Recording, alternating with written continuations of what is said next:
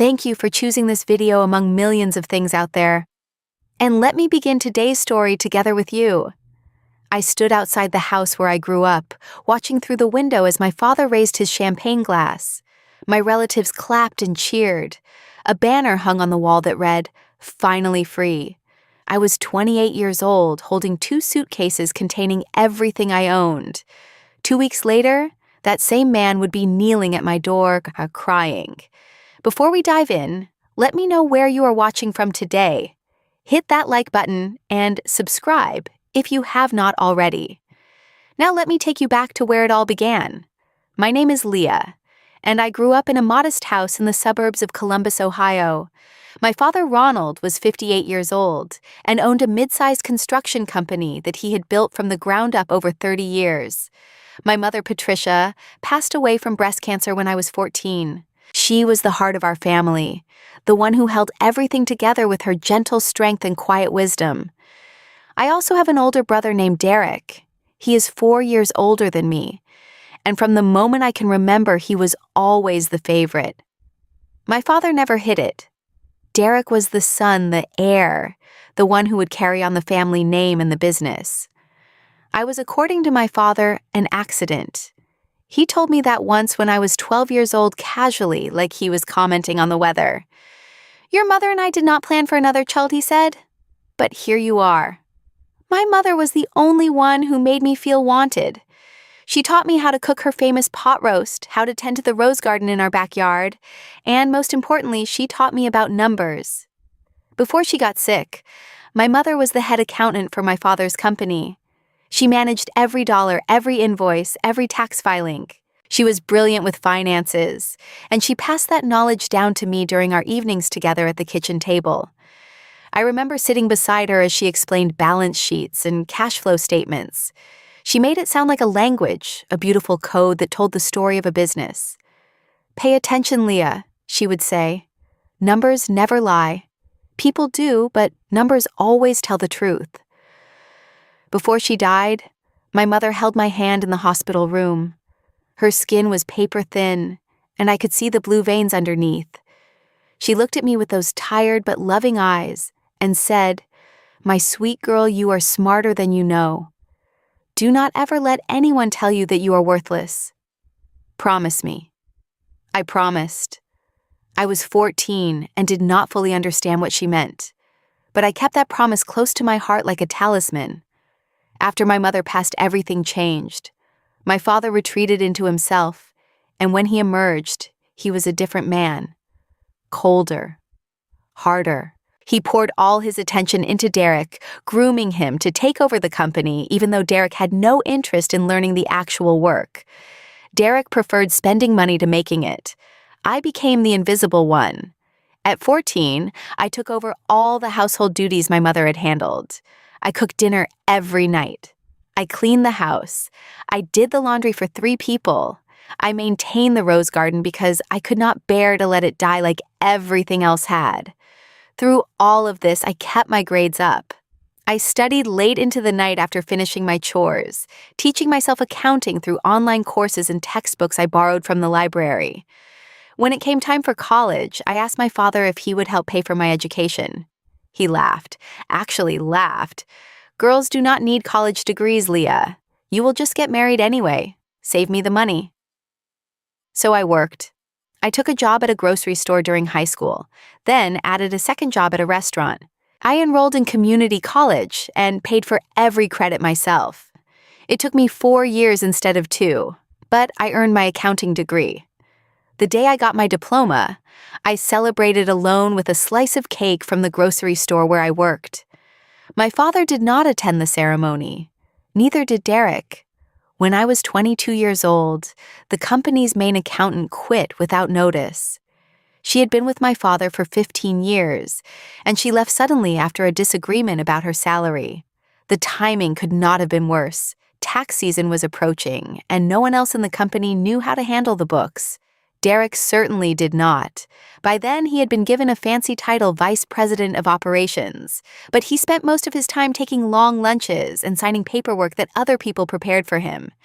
He had no idea how to read a financial statement, let alone prepare one. My father was panicking. I could hear him on the phone in his home office, his voice rising as he talked to one staffing agency after another. Nobody could start immediately. Nobody had the specific experience with construction industry accounting. I knocked on his door one evening after dinner. I had rehearsed what I was going to say a dozen times. "Dad," I said, "I have my accounting degree. I have been studying the industry. Let me help until you find someone permanent." He looked at me like I had suggested flying to the moon. What do you know about running a business?" "I know more than you think," I said. "Just give me a chance." He agreed, but only because he was desperate. He made that very clear. "This is temporary," he said. "Do not get any ideas." I started the next morning. What I found in those financial records shocked me. The books were a disaster. Expenses were miscategorized. Invoices had not been sent for completed projects. There were payments going out to vendors that I could not find any contracts for.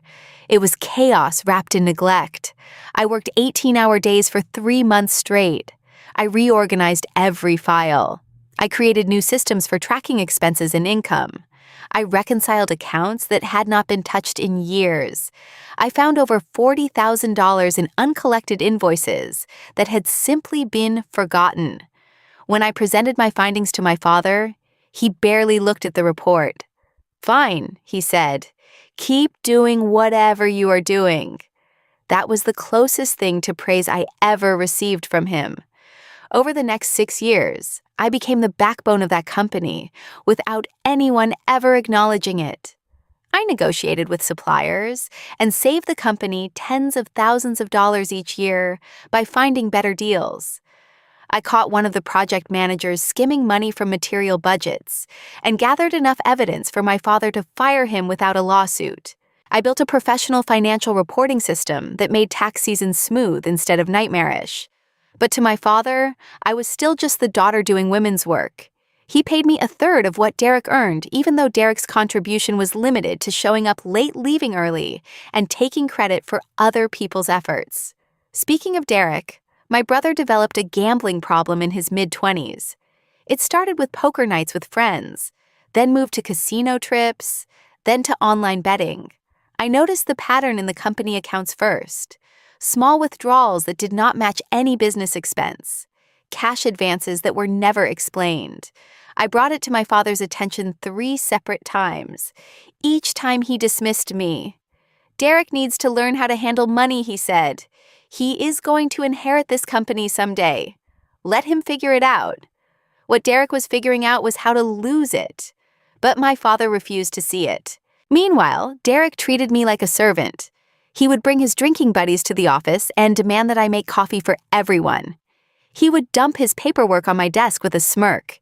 He would take credit for the financial reports I prepared, presenting them at meetings, as if he had done the work himself.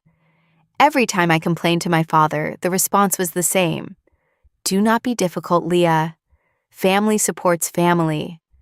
I thought about quitting countless times. But every time I was ready to walk away, I would think about my mother's words.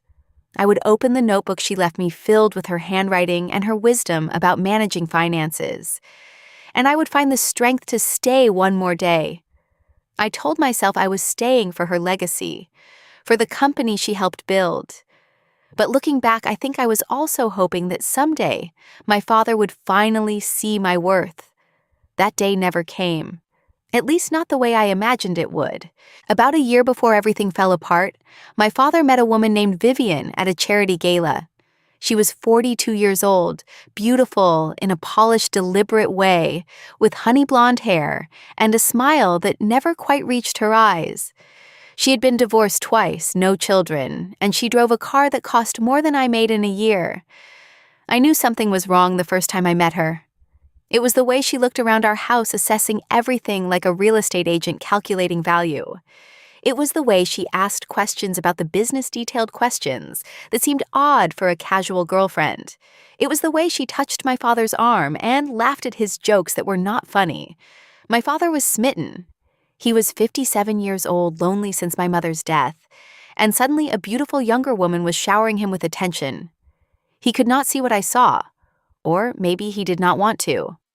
6 months after they started dating, Vivian moved into our house. Within weeks, she began redecorating. Out went my mother's floral curtains, replaced with sleek modern blinds.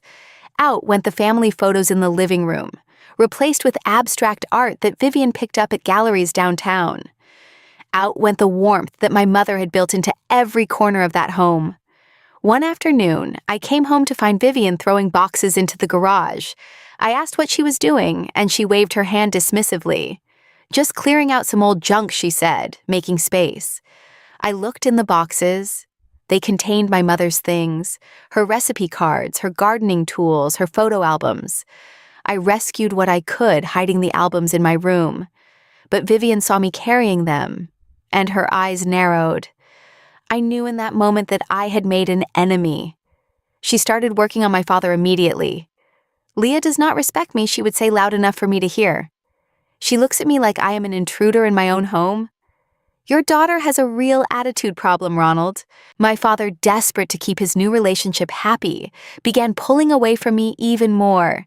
He stopped asking about the business. He stopped coming to the office. He left everything in Derek and Vivian's hands, which meant leaving everything in chaos. Derek saw an opportunity in Vivian. She started giving him money for his gambling, treating it like their little secret. In return, he became her loyal ally, ready to back up whatever story she told about me. Then Vivian made her move on the company. She asked my father to add her to the business bank accounts. For emergencies, she said. What if something happens and I need to access funds I refused? I told my father it was not proper procedure. There needed to be legal documentation, ownership agreements, authorization from the company's attorney. I was not trying to be difficult. I was trying to protect the business my mother had helped build. Vivian was furious. She went to my father that same night and told him that I was being controlling, that I was trying to keep them apart, that I thought I owned the company. My father confronted me the next morning. "She is going to be my wife," he shouted. "She has every right to access our accounts." "Who do you think you are?" I tried to explain the legal and financial reasons. I tried to show him the proper way to add someone to business accounts. But he did not want to hear it. From that moment on, Vivian had one goal: get rid of Leah. And she was patient. She spent months planning exactly how to do it. Vivian began her campaign with small lies that grew into bigger ones. She would mention to my father that she noticed discrepancies in the accounts. Nothing major, she would say, but odd. I am sure there is an explanation, but it is strange how only Leah has access to everything. Derek joined in eagerly. "I have had my suspicions for years," he told my father. "Money disappears and Leah always has some excuse." I had no idea any of this was happening. I was too busy actually running the company to notice the trap being built around me. Then came the dinner that changed everything. It was a Thursday evening in late September. My father called a family meeting, which was unusual. He said we needed to discuss some business matters and that Vivian and Derek would be there. I should have known something was wrong when I saw the look they exchanged as I walked in. Vivian was wearing a red dress, like she was celebrating something. Derek could not meet my eyes. We sat down to eat. The conversation was awkward, stilted. I kept waiting for someone to bring up whatever business matter we were supposed to discuss. Then my father put down his fork. "Leah," he said, his voice cold, "I have made a decision. You are no longer employed by the company." I felt like the floor had dropped out from under me. What I managed to say. Furthermore, my father continued, "I think it is time you moved out of this house. You are 28 years old. It is time you lived on your own." I looked at Vivian. She was smiling, a small, satisfied smile that she barely tried to hide. Derek was studying his plate like it contained the secrets of the universe. Why, I asked. What did I do? My father's face hardened. "We know about the money, Leah. Vivian found evidence that you have been stealing from the company, taking cash, falsifying records." "That is insane," I said. "I have never stolen anything." "Let me see this so-called evidence." Vivian reached into her purse and pulled out a folder. Inside were financial documents. I recognized them immediately. They were reports I had created, but they had been altered. Numbers changed. Transactions added that never existed. "These are fake," I said. "Someone edited these files. Look at the formatting. It is different from how I create documents." No one looked. I tried to explain. I pointed out the inconsistencies, the impossible entries, the obvious signs of tampering. But my father would not listen. Derek shook his head sadly, playing his role perfectly. And Vivian just sat there with that smile watching me unravel. "You have 24 hours to pack your things," my father said. "I want you out of this house by tomorrow evening." I opened my mouth to argue, to defend myself, to demand a proper investigation. But I saw the look in my father's eyes. His mind was made up. Vivian had won. I excused myself from the table and went to my room. I sat on my bed, the bed I had slept in since childhood, and I stared at the wall. On my dresser was a framed photo of my mother and me, taken at my high school graduation. She was beaming with pride. I wanted to cry. I wanted to scream. I wanted to run downstairs and shake my father until he saw the truth. Instead, I took a breath, and I remembered what my mother taught me. Numbers never lie. People do, but numbers always tell the truth. Over the years, I had developed a habit that my mother instilled in me. I backed up everything. Every financial record, every email, every transaction. I kept copies on my personal computer and on a secure USB drive that I updated weekly. It was paranoia maybe, or maybe it was wisdom inherited from a woman who knew that businesses could fail and people could betray you. That night, while my father and Vivian celebrated downstairs, I gathered my evidence.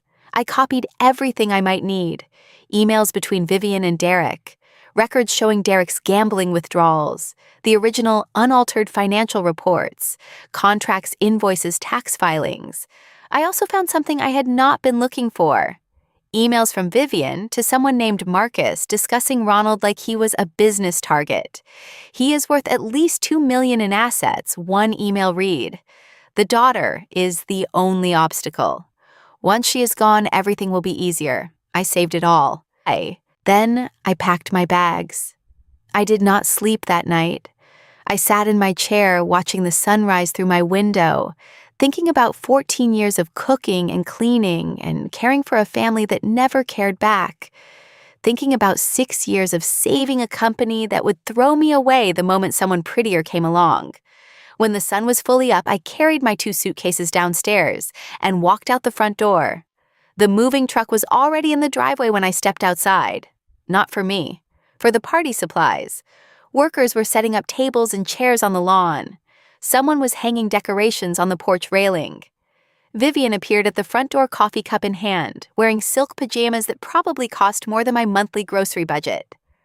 "Oh, you are leaving already," she said, not bothering to hide her satisfaction. "Good. We have a lot of guests coming today." What guests I asked, though, I already knew the answer would hurt. "Family," she said. "We are having a little celebration. Ronald is finally free of the burden he has been carrying." She paused, looking me up and down. "That means you, in case you were wondering." I did not give her the satisfaction of seeing me cry. I walked to my car, loaded my suitcases into the trunk, and drove away. But I did not leave the neighborhood. I could not. I parked at the end of the street, hidden behind an oak tree, and I waited. Over the next 2 hours, I watched my relatives arrive. Aunt Carol and Uncle Pete, who had eaten countless dinners I cooked. My cousins Jennifer and Michael, who borrowed money from the company that I had to track and collect. My father's brother Harold and his wife Diane, who always praised how responsible I was, how helpful, how reliable. They all came. They parked their cars in the driveway and on the street. They carried bottles of wine and wrapped presents. They laughed and hugged at the front door. A truck arrived and workers unloaded a banner. I watched them hang it across the porch. "Finally, free." 2 words in giant letters celebrating my removal from the family like it was a national holiday. Through the windows, I could see them gathering in the living room. My father stood at the center, Vivian on his arm, accepting congratulations like he had just won an award. Derek was there too, probably drunk already, slapping backs and telling jokes. I do not know how long I sat there. Time became strange. I watched Aunt Carol raise a glass in a toast. I watched my cousin Jennifer take photos with her phone, probably to post on social media later. I watched my father deliver some kind of speech, and everyone applauded. They were celebrating getting rid of me. The girl who cooked their holiday meals. The woman who saved their family business. The daughter who never stopped trying to earn her father's love. I cried in that car. I cried until my chest hurt and my eyes burned, and I had nothing left. Then I wiped my face, started the engine, and drove away. I found a studio apartment that same day. It was small, barely 400 square feet, with stained carpet and a window that looked out onto a parking lot. The landlord was willing to rent month to month with a cash deposit. I did not have furniture, so that first night I slept on the floor with my coat as a pillow. I should have felt defeated. I should have felt broken. Instead, lying there on that hard floor, I felt something unexpected. I felt free. For the first time in my life, I was not cooking for anyone. I was not cleaning up after anyone. I was not managing anyone's money or solving anyone's problems. I was alone, but I was mine. I pulled out my mother's notebook, the one filled with her handwriting and her wisdom. I opened to a random page and read the words she had written years ago.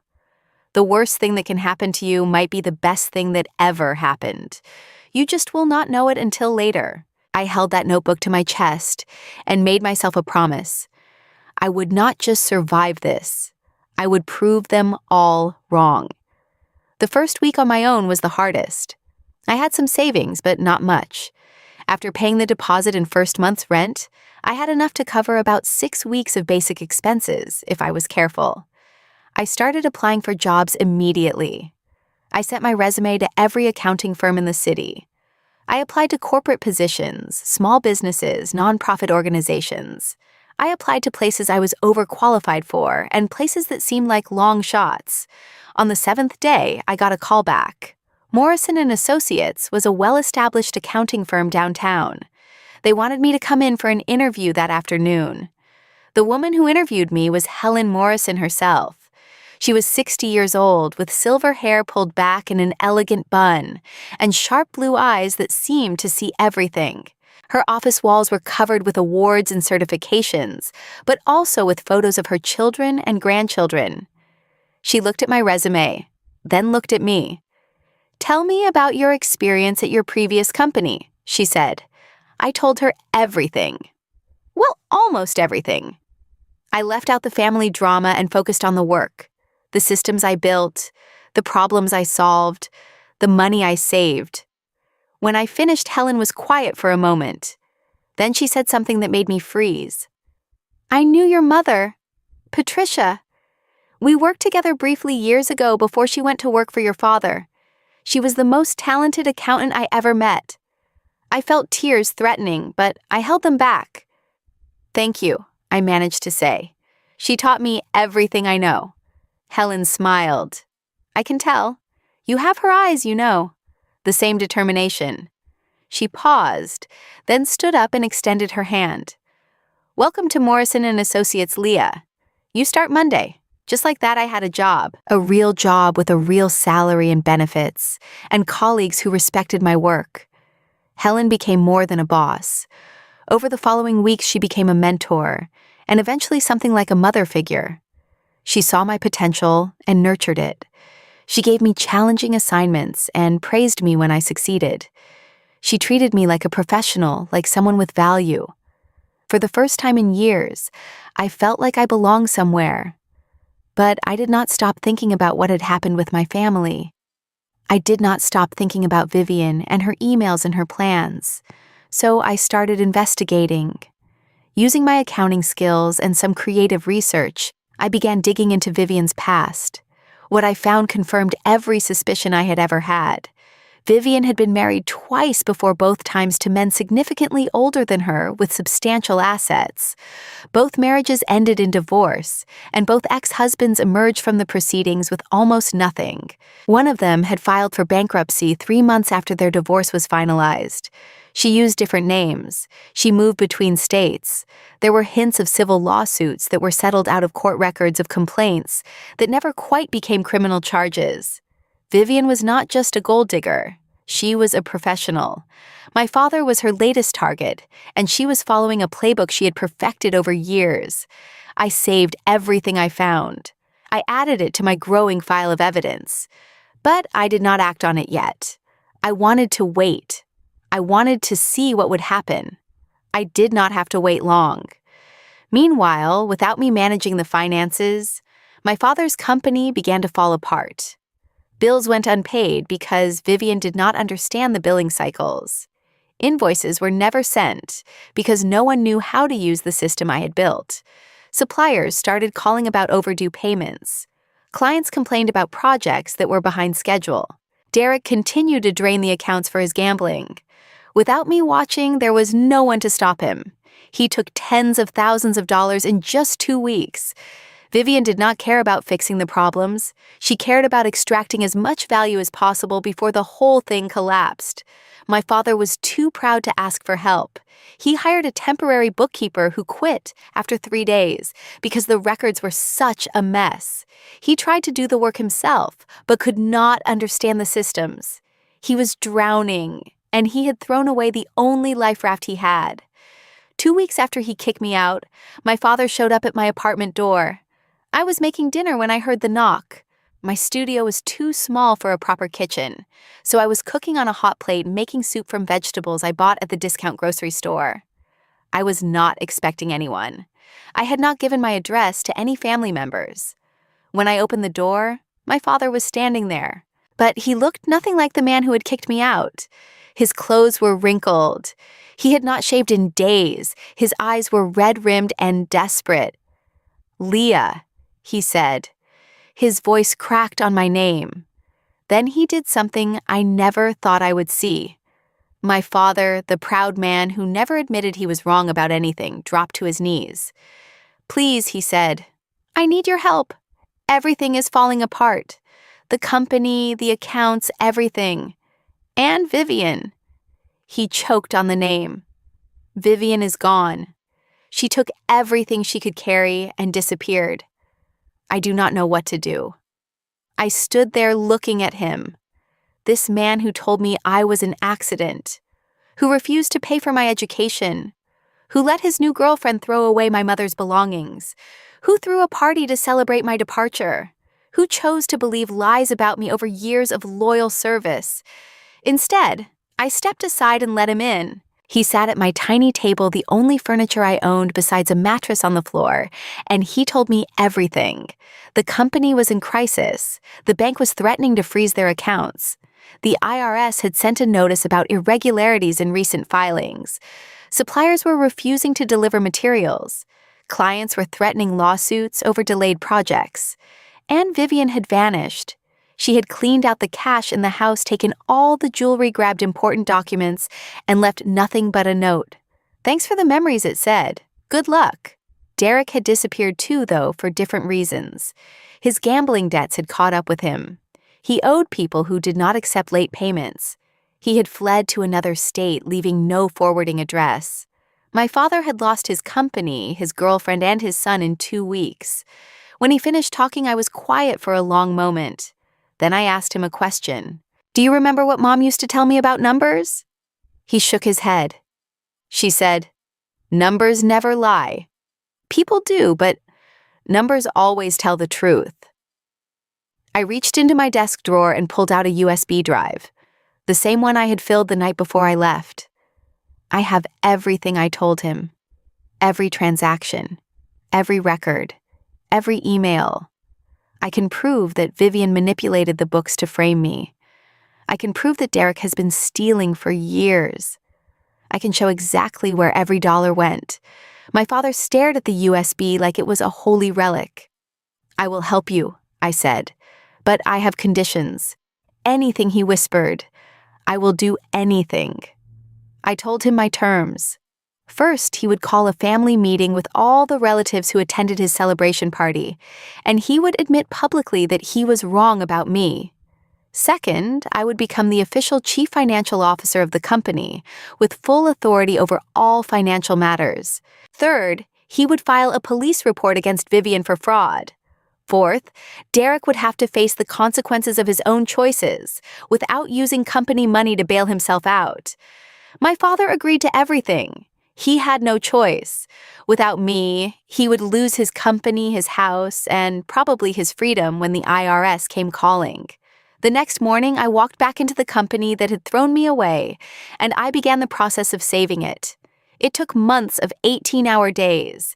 I used my backup records to prove to the IRS that the irregularities were caused by recent mismanagement, not years of fraud. I negotiated with the bank, showing them detailed plans for recovery. I called every supplier and client personally explaining the situation and asking for patience. Many of them remembered me. They remembered the professional, competent woman who had always answered their questions and solved their problems.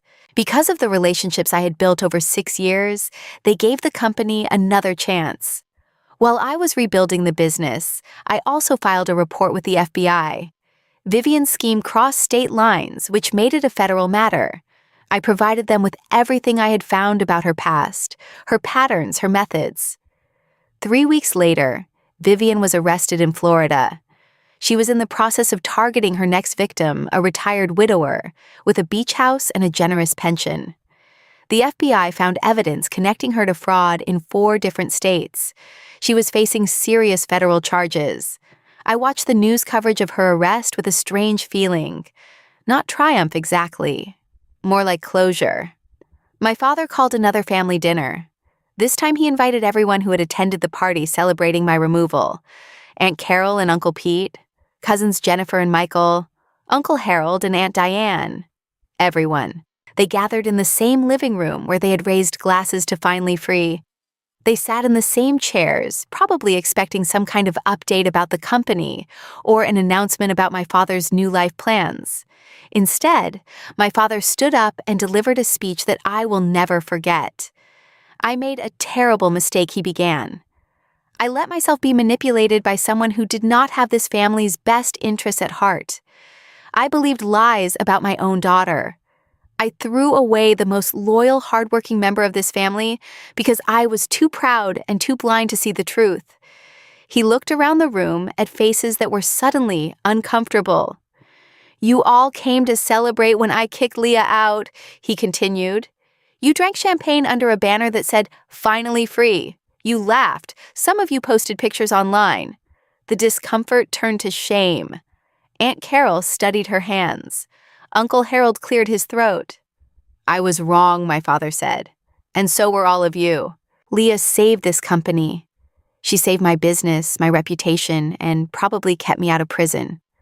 Without her, I would have lost everything." He turned to look at me. "I am sorry, Leah. I know those words are not enough. I know I can never undo what I did. But I want you to know that I see you now. I see everything you have done for this family. And I am more proud of you than I have ever been of anyone." The room was silent. Some of my relatives had tears in their eyes. Others could not meet my gaze. I did not need their apologies. I did not need their approval. But I was glad they knew the truth. After the dinner, several family members tried to approach me. Aunt Carol wanted to explain that she never meant any harm. Cousin Jennifer said she always knew I was the responsible one. Uncle Harold offered to help with anything I needed. I accepted their words politely, but without warmth. These people had shown me who they were when they thought it did not matter. I would not forget that. Derek eventually resurfaced. He came back to Ohio after hearing about Vivian's arrest, probably hoping that her downfall would somehow benefit him. Instead, he found that my father was done enabling him. "You need to face your own consequences," my father told him. "I am not paying your debts. I am not giving you a job. You are 32 years old. It is time you acted like it." Derek was furious. He blamed me, of course. He said I had turned our father against him. He said I was a manipulative witch who had orchestrated everything for my own benefit. I let him rant. Then I said simply, "You had 28 years to learn how to be responsible, Derek. This is not my fault. This is the result of choices you made all on your own." He left that night. Last I heard, he was working construction in Indiana, paying off his debts one paycheck at a time. I do not wish him ill, but I also do not waste energy worrying about him. A year has passed since that terrible night when I stood outside my childhood home watching my family celebrate my removal. In that year, everything has changed. The company is stable now, more than stable. We have grown 15% over the previous year. Our relationships with suppliers and clients are stronger than ever. I implemented new systems, hired competent staff, and built a foundation that will last. My relationship with my father is complicated. We talk more than we ever did before. He tells me stories about my mother now, memories he never shared when I was growing up. He admitted to me once that he resented me because I reminded him too much of her. Every time he looked at me, he saw the woman he lost. So he pushed me away instead of dealing with his grief. It does not excuse what he did. Nothing could excuse that. But understanding helps me release some of the anger I carried for so long. Helen Morrison remains my mentor and friend. She retired last year, but still calls me every week to check in. She says I remind her of my mother more every day, and that Patricia would be incredibly proud of the woman I have become. I met someone. His name is Michael. He is an architect who worked on one of our construction projects. He is kind and patient, and he respects my independence. He does not try to fix me or save me. He just loves me exactly as I am. Last month, I visited my mother's grave. I brought yellow roses, her favorites, and I sat on the grass beside her headstone for a long time. "I did it, Mom," I told her. "I kept my promise. I did not let them break me. I proved that I am smarter than I knew. I wish you could see me now." A breeze stirred the roses, and I swear I felt something warm like an embrace. I cried, but they were healing tears, the kind that wash away pain instead of drowning you in it. So here is what I learned from all of this. Your value is not determined by the people around you, not even your family. Some people will never see your worth no matter how hard you work or how much you sacrifice. That is their limitation, not yours. Sometimes the worst thing that happens to you turns out to be the best thing. Being thrown out of that house, as painful as it was, freed me from a lifetime of trying to earn love from people who were never going to give it. It forced me to build my own life on my own terms. And most importantly, always be prepared. Not because you should not trust people, but because you should trust yourself.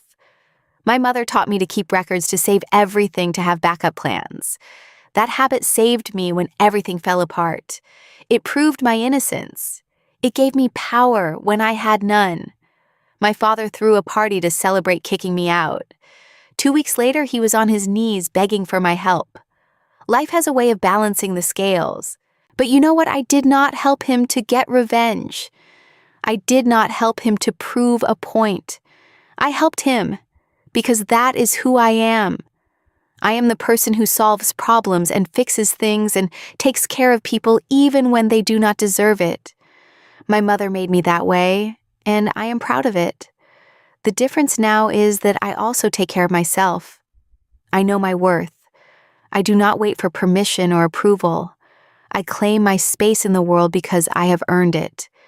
If you are watching this, and you have been underestimated, dismissed, overlooked by the people who should love you most, I want you to know something. You are not worthless. You are not a burden. You are not the accident they made you feel like. You are exactly who you were meant to be. And someday, somehow, you will have the chance to prove it. When that moment comes, be ready. Now I want to hear from you. Have you ever been underestimated by someone who should have believed in you? How did you prove them wrong? Drop your story in the comments below. I read every single one. And I know your experiences will inspire someone else who is going through what we went through. If this story touched your heart, please hit that like button. It helps more people find these videos and know they are not alone. Subscribe if you have not already, and turn on notifications so you never miss a new story. Share this video with someone who needs to hear it today. You never know whose life you might change. Thank you for spending this time with me. Thank you for listening. Thank you for being part of this community. Remember, you are smarter than you know. You are stronger than you feel. And you deserve to be loved exactly as you are. Until next time, take care of yourself.